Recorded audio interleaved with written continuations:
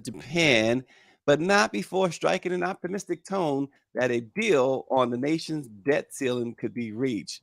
We're going to discuss that this morning. Also, lifetime depression rates are climbing fast among Black and Hispanic adults and have now surpassed those of white respondents in a new Gallup study released on Wednesday.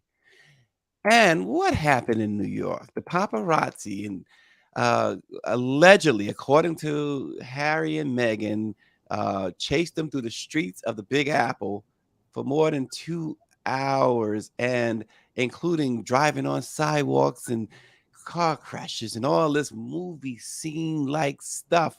Well, now there's reports from even I'm looking at this one source called Backgrid USA, who says it's a celebrity news agency who says they have photos and video from 4 freelance photographers, 3 who were in cars and 1 on bike, who were covering Meghan and Harry that night, and they refuted all of these claims. And NYPD has cast some doubts on some of the claims. They say that they believe Harry and Meghan was probably scared, but they also believe that their account was overly exaggerated. We're going to talk about that.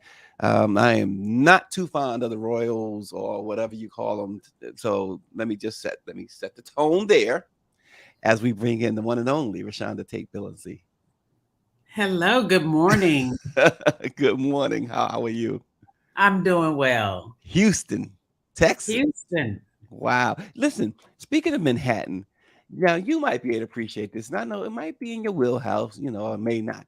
I was just looking at something, Rashonda. Now I'm a New Yorker, but the median rents in Manhattan is now a record $4,200 for a 1-bedroom apartment, $5,500 for a 2-bedroom apartment, and $3,235 for a studio. Um, Only I, Rashonda can live in Manhattan. not at all. I can't even understand. For a box, you get For a that? You heard box. we moved my daughter there last summer to intern, and she was on the 4th floor, no elevator, paying more than my mortgage here in Texas. So yeah, no, No elevator, huh? would keep me out. OMG. Power 96 says season's greetings. Power 96, what in the world? Hey, it's a hot season, so they Oh, is that what it is? are they just trying to get in early Christmas spirit? And something else before we get into what we plan to get into, is a couple other things I wanted to bring up right quick, Rashonda, only because I got Rashonda on. So, I like Elvis and all, right? But here's the thing. So Lisa Marie passed away, unfortunately, earlier this year. And so there was a battle over the estate, over Lisa Marie's portion of the estate, between her mother, Priscilla, and her daughter, Riley Keough. They settled it. But one of the things that Priscilla Presley asked for was to be buried next to Elvis. Now, if you know anything about Graceland, um, his parents flank him in the burial plots, right? Then he's got his twin brother on the other side, and then Lisa Marie is now there as well. And this is a statement she put out because they totally denied her request, and they did settle, and she got millions of dollars. But she says, although I don't plan on going anywhere anytime soon, it is my family's and my wish for me to be laid to rest with my daughter and the love of my life when that time comes. We appreciate the love from all of the fans. He needs to sit down.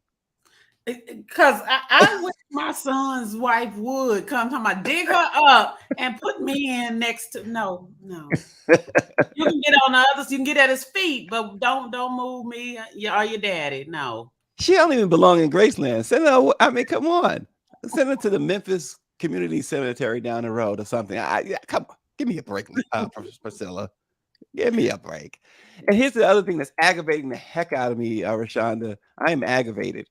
BuzzFeed, which owns the Huffington Post and Complex and others, has now told investors that AI will generate their content headlines and develop. This is the part: Black, Asian, Latino identity-based content to help corporate brands tap into an authentic voice to sell its product. AI is just it is a matter of time before it just takes all the jobs, and we will sound. I don't see how they can take away the authenticity. I've seen some AI generated content, and it sounds like AI generated content. But what about the Yes. human element of everything? You know, Th- I was talking to a publisher the other day who was talking about one of that publisher's reporters and saying this just doesn't look like that reporter's writing. It just doesn't. I've been with this report. This reporter's been with me for years, and and the first thing I thought, Yep. AI. Yeah, right. They doing chat G write my article, chat I GP. said that reporter didn't write. I know that report. I said, nah, yeah, that reporter didn't write that. Like, give And me a break. it's something to be said though about creating your own words. But in this day and age, people are looking for the easy way out. I Mhm. can just turn it over to AI and they can give me my article written and be done with it. Yeah. I think we're headed for a bad situation. Well, I was totally perturbed at the NMPA's I always talk about it at our midwinter conference back in February when, and I like the publisher who did this, but I don't like that he did it. Yeah. He came out and showed us a whole front page with photos and articles produced by AI, and I'm like, dude, this is our conference, and you're essentially telling me, look, soon you're gonna be without a Right. job. I'm low key telling you start finding Right, another trade because we're trying to replace you with AI. right. But here's the one thing. They've been for 196 years they've been trying to replace the black press. They haven't done it yet, so we'll see. We will see. Because you can't get the authentic voices, like you said, with computer generated, AI generated stuff. I mean, it's just not going to happen. Um, And so I think our job in the black press, we're gonna have to call it out. It's when they start trying to replace us with AI generated content. It's our voices, our authentic voices, that are Authentic going voice. to have to speak up. Listen, that's why I wanted to say to that particular publisher, Negro, please. Yeah. Let's leave it alone. Come on now. What is wrong with you? Oh Yeah. man. But I also get this idea of maybe the finances are not where you'd like them, but you still who's gonna pay? That's the other thing too. Are advertisers gonna pay? Are sponsors gonna pay for AI generated content? So I think initially they may, but I think as long as our voices are there saying this doesn't even sound right and pointing out because AI is not accurate. And I understand That's the other thing. they can tweak it and they say, well, in 5 years it'll be right on the money, but it's a computer system. Yeah, CNBC did something last fall and winter, and people didn't know it. They later acknowledged it that they were putting out all this AI generated content, um, and the error rate was Yeah. something. And forgive me if I'm wrong, but I think it was something around 35 to 40% error. Listen, you make one error, and folks are up in arms. They up in, and they should be. We got to Mhm. get it right. So AI is not. It's just not right. And I did a test of one of the was it Chat GPT, and I did Mhm. a test on this. I said, give me a story about Dr. Benjamin Chavis. And they gave me this story about Dr. Chavis. I put in some information, whatever. He was a SCLC, blah blah blah.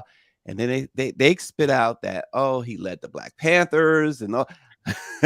I was like, okay, yeah, there you go.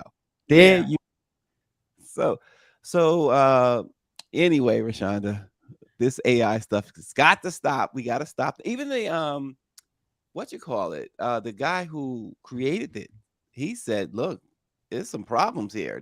Mhm. So so Yeah. Harry and Meghan. So what happened? First and foremost, okay, so we get now the way they reported it, the way they have Harry and Meghan and their people have described this as near catastrophic car chase pursued by paparazzi in Manhattan Tuesday night. Uh, couple accused paparazzi of being highly aggressive and driving on the sidewalk, running red lights as they pursued them for 2 hours. And they put out a statement: while being a public figure comes with a level of interest from the public, it should never come at the cost of anyone's safety.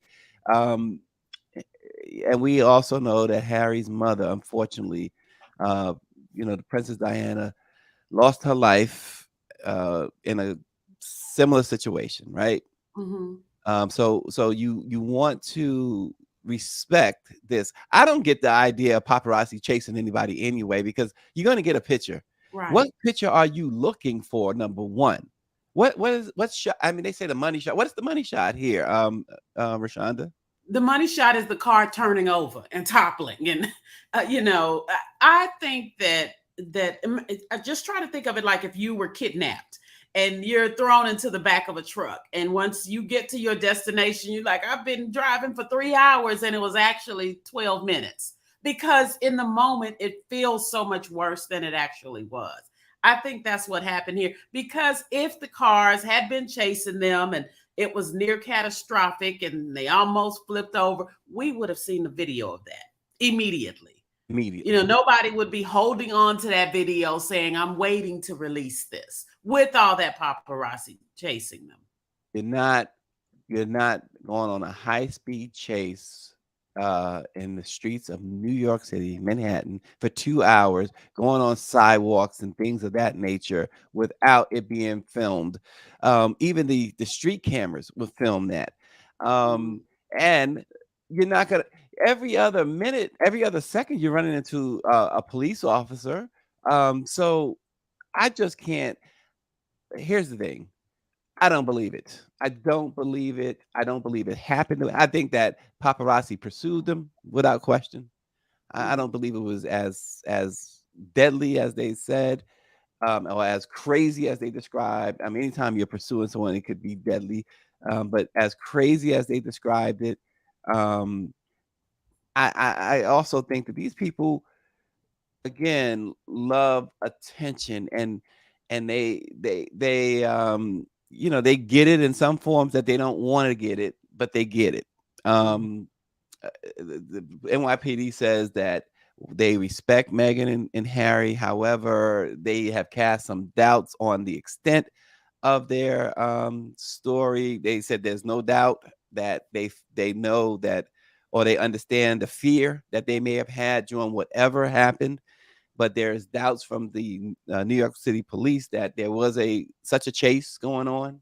And Mm. here, celebrity news agency Backgrid USA said it received photos and videos from 4 freelance photographers, 3 who were part of that.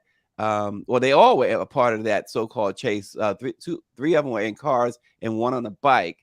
They were covering them, and they said that nothing like that happened. They said there was no near collisions or near crashes during the incident. The photographers have reported feeling that the couple was not in immediate danger at any point. Some of the photos even show Meghan Markle smiling inside the car. Um, so, and the photographers also say this. I'm looking over here at this report here. It says they claim that one of the 4 SUVs in Harry's security escort was, quote, driving in a manner that could be perceived as reckless, including blocking off streets. And here's the other part. One more thing. Um, the couple doesn't want these images. Harry and Meghan don't want those images public. Good Morning America says that, here's a quote from them: dissemination of these images, given the ways in which they were obtained, encourage a highly intrusive practice that is dangerous to all involved. You don't want those images out there because your story doesn't add up. Yeah, and I do wonder, is it their story or their publicist's story? I Mm-hmm. do believe Greer brought up a good point that perhaps Harry suffers from trauma, because I mean, you have to only imagine Yeah. the minute they start swarming him, he's like, I'm going to die like my mom did. Mm-hmm. So I think there's that. I do wonder how much of it is the publicists, they're frazzled after it all, and the publicists turning these words into near catastrophic when they actually, ran over a curb and almost hit a car. But that's not near catastrophic. But I could see Harry really thinking, okay, I'm gonna die just like my mom did. I think Rihanna had the best answer. I'm always going back to Rihanna, right? But I think she had the best answer to everything. The curiosity when her child was born. You know what she did? She just brought the child out publicly. Here we are. Yeah. Get your pictures. And leave us alone. And And then leave us alone. And they nobody left them alone. that money shot. Yeah, they Because left them alone. you put the shot out for everybody, so nobody's Yes. trying to get the money shot. Yes, this idea, and so I also believe, and I know some people would dispute with me on that, but I also believe that with these guys, I'm gonna give you an example. That these people, if they would just behave normally themselves and not like gods and goddesses and stuff like that, I think things would be a little different. And I'm gonna give you a case in point. So some years ago, I went to this banquet honoring Denzel Washington. And I was with another celebrity. We went together, right? And we were leaving before Denzel arrived because we had another function that we were going to. And as we were walking out, we ran into Denzel. Denzel's walking down the streets of New Rochelle, New York, by himself with a tuxedo on, going to this function that's honoring him. We stopped with Denzel. We talked with Denzel for a while. Um, it's like, and kids and adults alike are walking past. Oh, Denzel Washington, can I have an autograph? Blah, blah, blah. So no problem. And we talk. No problem. Have a good day. What up? Just be normal. Mm-hmm. Just be normal. Spike Lee goes to Madison Square Garden. He goes to the Knicks game, most Knicks games, right? And I've seen Spike walking down the street toward the garden and around the garden. Thousands of people. Nobody's saying, "Oh, Spike, hey, Spike." Mm-hmm. That's that. You're normal. You're not trying to be this god or goddess. You're just being normal, and nobody bothers you, especially in New York. Harry can walk down the street in New York. Yes, he will be mobbed at times. He will be questioned, but there are just as many people. Just like I say the same thing about Beyonce, as big as she is. Beyonce would have just as she doesn't really need paid security because her fans will secure her to her Right? destination. And ruin your life if you mess with their bae, their queen. Thank you. Exactly. So if you just act normal, because you flesh and blood. Now I get the Harry part. Any perceived on his part chase by paparazzi would probably give him fits that you and I might not experience. Right. I get that. But this idea of blowing it out of proportion, I just, again, I always talk about being a New Yorker, born and raised in New York. I can't pretend to know everything about New York, but I do know that you are not going through Manhattan in a 2-hour high-speed, reckless chase without police intervening or somebody getting hurt or killed. Yeah, and for 2 hours, you might get from 24th to 42nd Street in that 2 hours. If that, right, if that, the traffic. At this point, Harry and Meghan need to come out and say, we were a little, frazzled by it all, and our publicists used a choice of words that they shouldn't have, and then this will all go away. And it'll all go away. Yeah. Because if they don't, and they continue with this narrative, it'll be exposed eventually. Yeah. And that's not going to look good. And I think somebody would have whipped out a phone camera as they're whipping by or something. You cannot walk down the streets of Manhattan without being recorded. Let me tell you right now. There's cameras. There's probably a dozen cameras per block. Right. You're not just, and I'm not talking about paparazzi cameras. I'm just talking about street cameras. Mm-hmm. So I'm glad that nobody got hurt. We got, it was 20 minutes or 2 hours. I'm glad no one got hurt. And I look, Royals be whatever. It's like, that's England stuff. Go over there and have fun with that stuff. Don't paparazzi, get your photos, leave folks alone. Yeah. What are you trying to get? You give people also conflate that paparazzi as journalists. They're not. They're not. They're not. They're not photojournalists either. They're out there. They're trying. I mean, they claim to be photojournalists, but they're not. Put it this way: uh, a real photojournalist is like a New York Times or Black Press, but a paparazzi is like National Enquirer. There you go. And can I let you in on a little secret? I used to be a reporter for the National Enquirer. So did I. So So did I. that is not a journalist at all. No, not at all. And listen, I had to leave there. It was like in the 90s. Yeah. And I saw a couple of things. I was like, that's what y'all do? That's how y'all do it? Yep. And back in the 90s, that was a nice check too. But I was like, you It know was a what? very I, nice I check. can't. I just didn't have it in. Oh my gosh. But no, Yep. more power to those guys and girls. And it's hard for them to leave because they get used to that nice check. Yeah, but I couldn't get used to some of the tactics. Look, Oh, tell me about it. they got the story, Yeah. but oh my God, how they get it? Yeah. That wasn't for me. I didn't have the stomach for that. Oh Me no.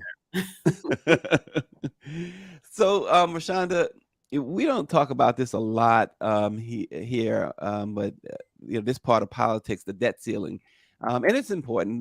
The president left yesterday for Japan to the G7 summit, and he stopped to chat with reporters in the Roosevelt Room at the White House, and he said he was optimistic that by Sunday they would have a deal on the debt ceiling.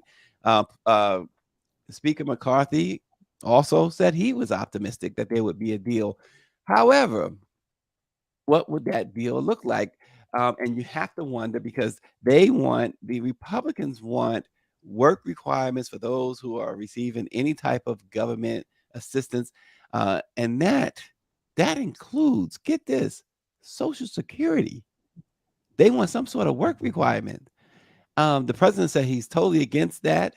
If you're receiving any type of government health care, government assistance, whatever, low income housing or what, there is a certain work requirement attached to it as what the Republicans want to seal this deal to so they won't default. And they want to do everything possible not to tax the wealthy. Right. And the Social Security requirements, yeah, the work requirement was that I worked all my life for my Social Security. It is. It's like the Republicans, their answer is always find a way to lay the burden on the backs of the low income and the poor people of America versus trying to get the fair share from those with money. I don't understand how we continue to play this song over and over every year. We have this issue with the debt ceiling that, as Trump at his town hall said, we should just default. That would be the best thing for Trump. Right. Oh, he would love that. Yeah. Well, it would. So that's the sticking point too, right? It would totally annihilate President Biden's chances of reelection. That would. The polls right now showing that he has a 7% lead over Trump in the popular vote, right? Popular vote. That doesn't mean that electoral he's winning, right? In fact, some say right now, if you look at the polls, Trump is winning the electoral vote. But if this has never happened before, if this president allows a default, you can kiss the election goodbye. Right. That's the bottom line. But how are Republicans even making default an option? Well, maybe they're making it an option because it's bankruptcy. Election year. It's election season. They want Biden to fail, and that they're putting politics above all else. Yes. But that's a crutch that that you see a lot of rich companies do. A lot of the wealthy, they file bankruptcy. Oh, we can't pay it no more. And that's the answer. And there's some of them are saying, well, that's what we want to do with the country. I'm hoping that at the end of the day, as always, they come through and say default is not the answer. Well, and that's what the president continues to say. However, both sides, up until yesterday, it seems like yesterday they had some sort of breakthrough. that left everyone. McConnell was in the meeting. Hakeem Jeffries was in the meeting. It made everyone a little less uneasy.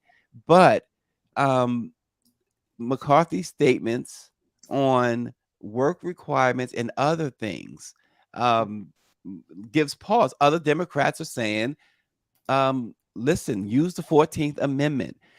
I don't know exactly what that entails. I've been looking into that for the past couple of weeks, and many can't really. Some say you can, and some say you cannot use the 14th Amendment.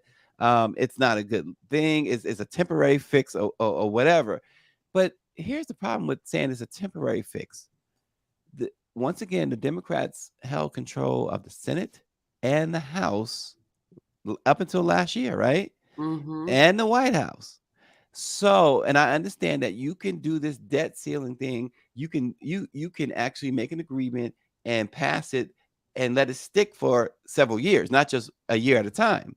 But the last debt ceiling that they agreed to was just for a year. Mm-hmm. Why would, knowing what was coming down the pike, knowing that this could happen, that the Republicans could take control of the House and the Senate, but the Democrats prevailed in the Senate, but knowing that they would have this power because that debt ceiling, the House wields the power with the debt ceiling, and you have people like Marjorie Taylor Greene and Lauren Boebert, and then you got the out of his mind guy that was indicted, Santos.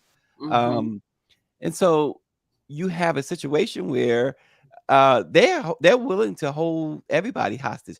Now, what would happen if they don't if the debt limit comes, I mean the ceiling comes June 1st is the deadline. They default, right? $31.4 trillion.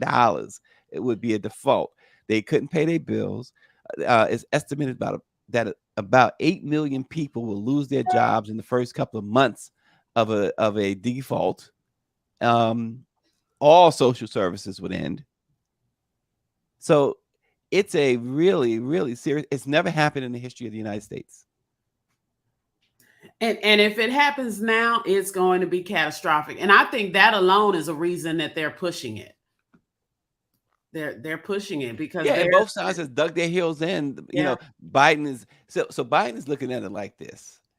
Okay, we're making sure that everyone knows it's your fault, and McCarthy is saying we're making sure everybody knows it's your fault. You're the president. It's like children, Yeah. right? It's like when you playing with everybody's lives. You're playing this game with everybody's lives. Nobody's. They talk about their constituents. No one's considering their constituents. Mm-hmm.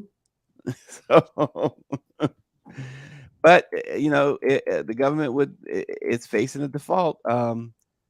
And Timothy Williams said that we were talking about TikTok in Montana this morning. Yeah, they banned TikTok in Montana, but that's where things stand right now. So we will see exactly what goes on this weekend because both Biden and McCarthy said that they believe that um, there's a chance that a deal can be reached Sunday. Now, by Sunday, Biden's in Japan now. He even cut that trip short. He's not staying as long as he originally had planned. So, and also remember this: we talk about the House. So, if by chance whatever agreement that he and McCarthy makes on the debt ceiling passes the House, the Democrats do have a 51-49 edge majority in the Senate, but they still would need in the Senate 9 Republicans to Yeah. agree. So they still beholden to the Republicans on this matter. And don't be mistaken. Somebody I think wrote in the chat about there are some Democrats who are working. We did a story yesterday. Uh, there's some Democrats working hand in hand with the Republicans. Yeah. You know, So at the end of the day, one of the things that we hope that they're trying to call each other's bluff. They want somebody to give first, and I hope that at the end of the day they put the people first. In this day and age, though, I don't know. yeah, Don't know. it's certainly right. The way things are, it's certainly hard to tell. David Youngblood says they will reach a deal. We will get the short end of the stick, and that is often the case, right? It is often the case. And I think that's what they count on. They always count on Democrats caving first. But I think standing strong will go further for Biden than just allowing us to default. Because that's what they want. They want to take it all the way. Let that be on the Republican head. The Democrats are just going to have to play hardball. But I'm with David. I think they're going to end up acquiescing and taking the short end. Yeah. Well, Rashonda, lifetime depression rates are climbing fast among Black and Hispanic adults and have now surpassed those of white respondents, according to a new Gallup study that was released yesterday. Gallup said white adults historically have reported marginally higher rates of both lifetime and current depression, but African Americans and Hispanics now suffer the most. Overall, the percentage of U.S. adults who report having been diagnosed with depression at some point in their lifetime has reached 29%, which is nearly a 10 percentage point jump from 2015. The percentage of Americans who currently have or are being treated for depression has increased also to almost 18%, which is up about 7 points over that same period. Lots and lots and lots of depression. The pandemic certainly exacerbated it, but this new report from Gallup shows that Black and Hispanics are really feeling the brunt of this, Rashonda. Right. I actually, before this Gallup report came out, I've been working on a story on the top 3 mental health issues facing African Americans, and depression and anxiety were one of them. And according to the data that I'd done, and this was an extensively data heavy story, we found that 20%, we had a 20% higher rate in the African American community. And that was because of a number of factors. Black folks are taught, suck it up. We made it through slavery. We can make it through anything. And then silence ruled for years for African Americans when it came to mental health. And we're just getting to a point where African Americans are saying, okay, something is wrong. I need some help. Otherwise, we power through. Black women, we tack the superwoman cape on our back and we keep it moving. Black men are like, it's not okay to tell people I'm not okay. Thankfully, we're moving away from that. But the damage that has been done in the Black community, this study doesn't surprise me at all. Yeah, over one third of women overall across the board, women really feel the brunt of it too. 37% just about now report having been diagnosed with depression at some point in their lives, compared with 20% of men, and their rate has risen at nearly twice the rate of men since 2017. And then when you break it down age-wise or by age groups, 18 to 29. 34.3% have experienced depression, and from ages 30 to 44, 35% have significantly greater depression diagnosis rates in their lifetime than those older than 44. It's when you start breaking it down, even by race, certainly by gender, and of course by race, age, race, and gender. It's a the poll, not the poll, but the study is really revealing. And as you said, you were doing a story on things that the mental health issues. Are we seeing any type of daylight at the end of the tunnel, Rashonda? Well, we are, because it goes back to now it's okay to ask for help. And you're seeing a lot of more people doing that, which I think contributes to the increase. I think that, we've had these numbers in the Black community for a long time, but we lock crazy, depressed Uncle Joe in the corner in the back closet or the back bedroom. And now we're seeing it's okay to talk about it. And that's why you're having more people report it. We're also getting away. You're seeing young people now, and I count myself in that. Growing up, I would have my mother, God bless her, so she'd be, you don't have time to be depressed. We got too much to do. And now, as these children are coming up today, we're seeing, okay, let me get my child some help. And so you're seeing more things being reported. Yeah. I do see a light because of that. I don't see a light in terms of, these things not happening, because racism, we found that racism is contributing to it. Yes. The lack of jobs, as you said, the pandemic, the effects of the pandemic, all of that. is contributing to it. Yeah, it is. David Youngblood says we are all depressed. We just went through a pandemic and a term with Trump. Power 96 has been. I've been missing some of his comments, but I'm going to go back to a couple of. This guy he's got some issues. He says now you understand why I keep my money under my mattress. He says default or no default, I am still celebrating Juneteenth. He went from Caesar's greeting to To Juneteenth. Juneteenth. And then he goes, if you are feeling down or depressed, just come spend one day with me. It is literally a circus at my house. The dog and I will have you laughing all day. My wife works sun up to sundown. This guy, what's with you putting the wife to work like that? It's unbelievable. He said something about along those lines yesterday. I'm starting to wonder, Power 96. You can't be working the woman like that. You know, and I think he hits on a point though. I love to laugh. I love laughter, but laughter only masks the real issue of depression. And Here's so of a clown. That's Smokey right. Robinson, right? And that's what happens often. We'll say, okay, I'm just gonna forge ahead and never deal with the issue. So we got a lot of undiagnosed issues in the African American community that are starting now to be diagnosed, which is why you're seeing these studies. I'm just these comments are just hilarious. Timothy Williams, I guess she's responding to Power 96. Go depress them dishes.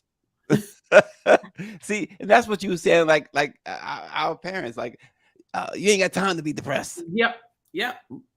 What you got to be depressed about? You know what? We just need to look at the death of Twitch, because some of the comments you had people saying, oh, he had all of this money and he had, what did he have to be depressed about? And the majority of times when you see someone take their life, that's what you're getting. What did you have to be depressed about? Because depression doesn't have a face, it doesn't have a look.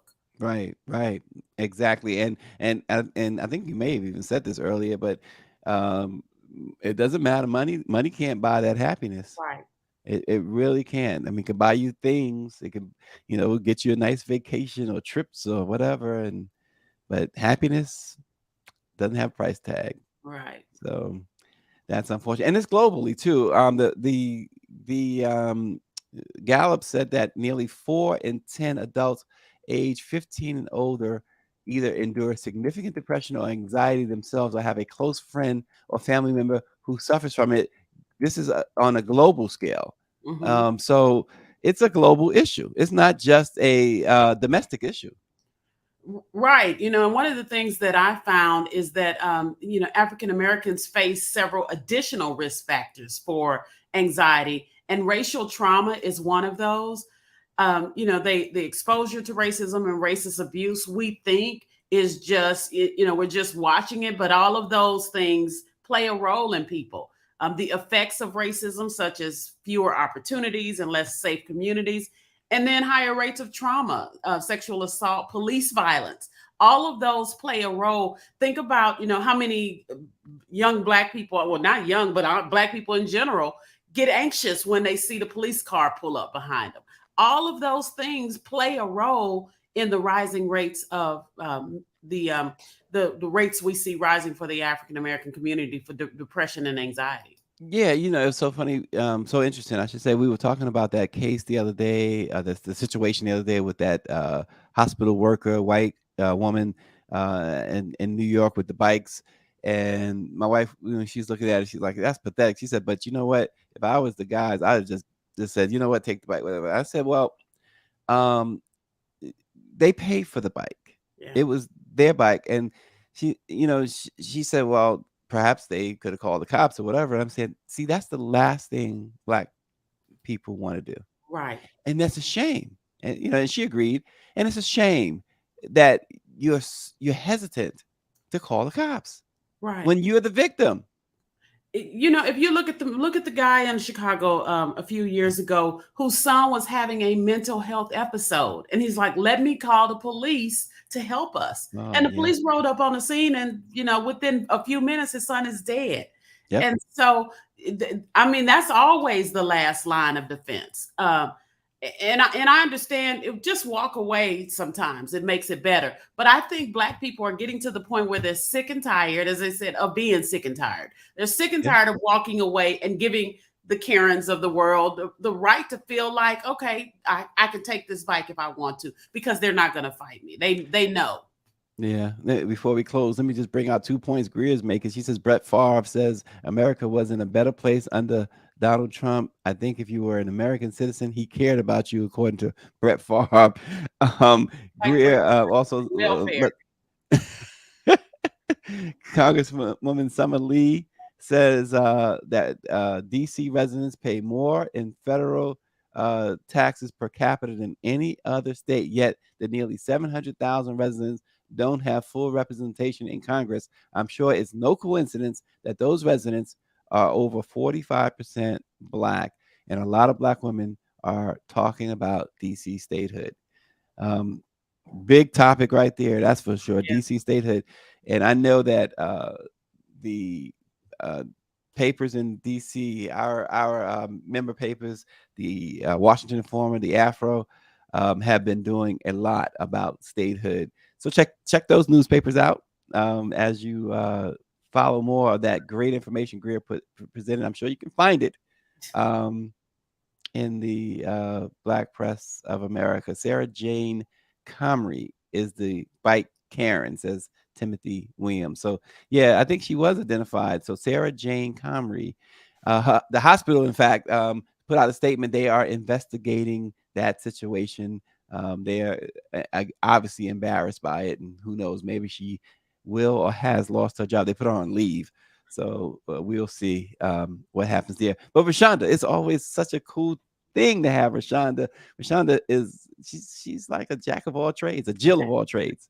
So A we deal of all trades. And it is always a pleasure to get up this early and be with you. I'm well, on Central Time, so we appreciate you so much. We appreciate you all for watching. And again, I always say this: subscribe, please, to our YouTube channel. You won't be disappointed. Trust me. We'll see you tomorrow. bye-bye.